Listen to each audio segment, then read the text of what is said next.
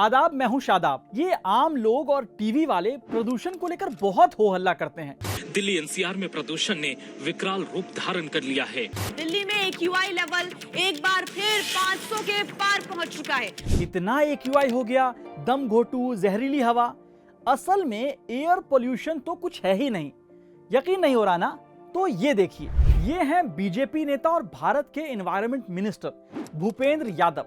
चौंकिए मत, भारत में पर्यावरण मंत्रालय भी है और मंत्री भी, और ये उनका ट्विटर यानी एक्स का अकाउंट है।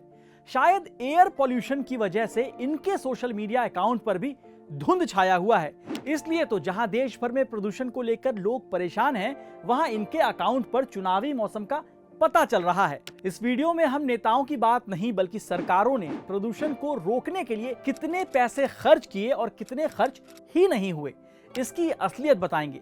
साथ ही ये भी बताएंगे कि प्रदूषण की वजह से कितने लोग हर साल मारे जा रहे हैं, आपकी जिंदगी के कितने साल कम हो रहे हैं, और साथ ही ऐसा क्या किया जाए कि जानलेवा प्रदूषण पर रोक लगे और फिर आप अपनी सरकारों से पूछ सके, जनाब ऐसे कैसे। वीडियो आगे देखने से पहले आपसे एक अपील, हवा में प्रदूषण हो या राजनीति और समाज में फैल रही जहरीली सोच, हम हर मुद्दे पर सवाल पूछते हैं और सॉल्यूशन भी ढूंढने की कोशिश करते हैं। इसके लिए हमें आपके साथ की जरूरत है, तो आप क्विंट के मेंबर बने। मेंबर बनने के लिए वीडियो के डिस्क्रिप्शन में जाएं या फिर क्विंट की वेबसाइट पर भी जा सकते हैं। दिल्ली, नोएडा, गाजियाबाद, आगरा, गुरुग्राम, फरीदाबाद, मुजफ्फरनगर या कहें नॉर्थ इंडिया का करीब हर शहर, गांव जहरीली हवा की चपेट में है। आंखों में जलन, सांस लेने में तकलीफ, और यही वजह है कि एयर पोल्यूशन के कारण भारत में रहने वाले लोगों की जिंदगी करीब 3.5 साल कम होती जा रही है। दिल्ली में रहने वालों का हाल तो और बुरा है।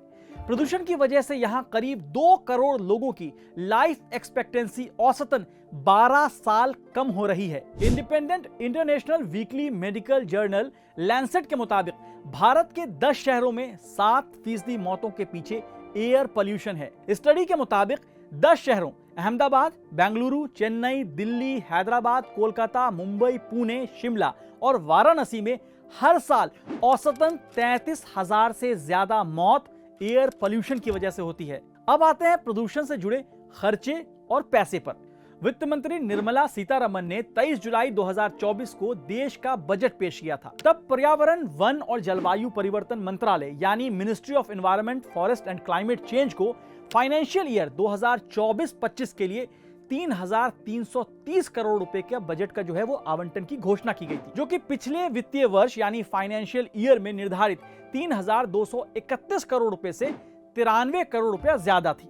लोग कहेंगे, देखो सरकार कितना पैसा दे रही है।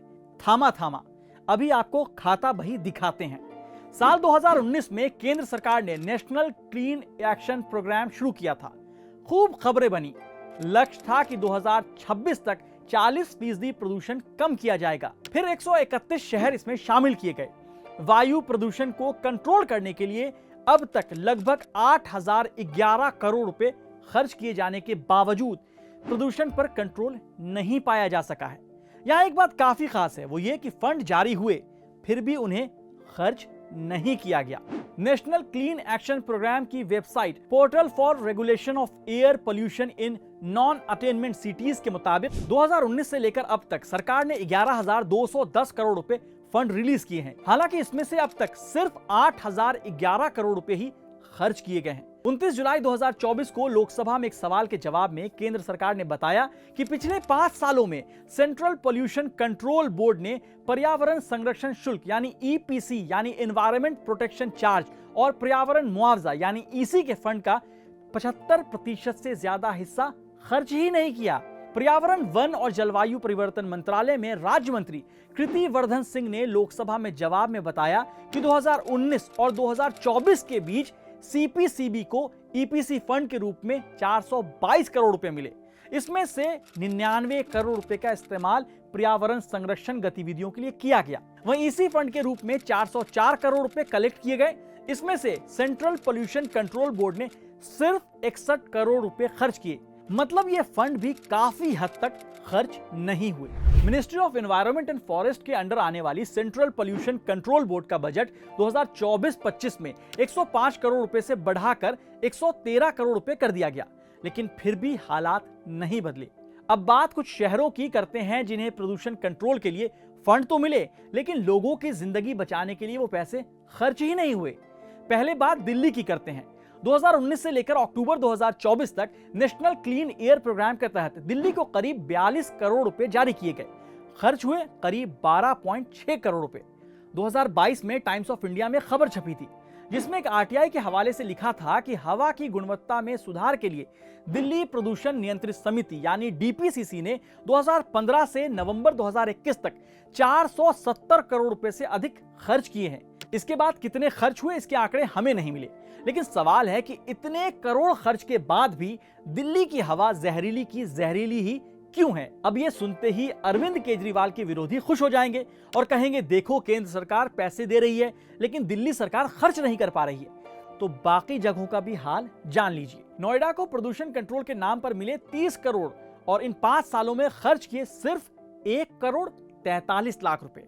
दिल्ली से सटे यूपी के मेरठ को मिले 139 करोड़ रुपए और खर्च किए 117 करोड़ के करीब। नेशनल क्लीन एक्शन प्रोग्राम की लिस्ट में हरियाणा का एक ही शहर है, फरीदाबाद, उसका भी हाल जान लीजिए।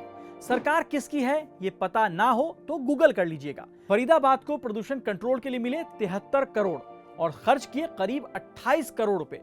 आखिर क्यों ये पैसे समय पर खर्च नहीं किए गए? अब एक और कहानी देखिए, प्रदूषण से लड़ने वाले लोगों की कमी कितनी है। यानी देश भर में स्टेट पोल्यूशन कंट्रोल बोर्ड और केंद्र शासित राज्यों में पोल्यूशन कंट्रोल कमिटीज में लगभग आधे पद खाली पड़े हैं। 11 राज्यों में 60% से ज्यादा पोस्ट खाली हैं। 6 सितंबर 2024 को सेंट्रल पोल्यूशन कंट्रोल बोर्ड ने नेशनल ग्रीन ट्रिब्यूनल के सामने एक हलफनामे में बताया कि सभी एसपीसीबी और पीसीसी में कुल 11,562 स्वीकृत यानी सैंक्शन पोस्ट में से 5,671 यानी 49% पद खाली छोड़ दिए गए हैं।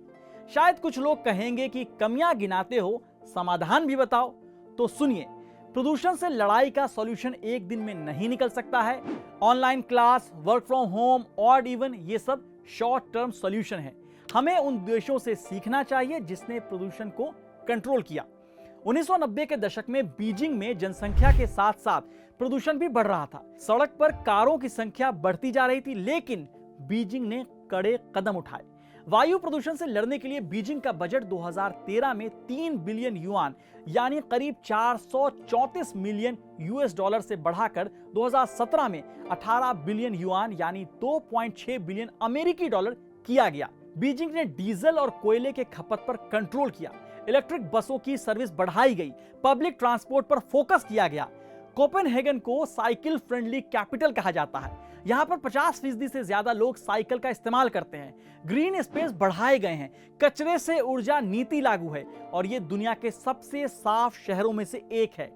लेकिन हमारे देश में कहीं फंड खर्च नहीं हो रहे, कहीं प्रदूषण से लड़ने के लिए नौकरी पर लोग रखे नहीं जा रहे, कहीं नेता प्रदूषण कंट्रोल की बात छोड़ चुनाव में व्यस्त हैं, तो कहीं सरकारें एक दूसरे पर इल्जाम लगा रही हैं।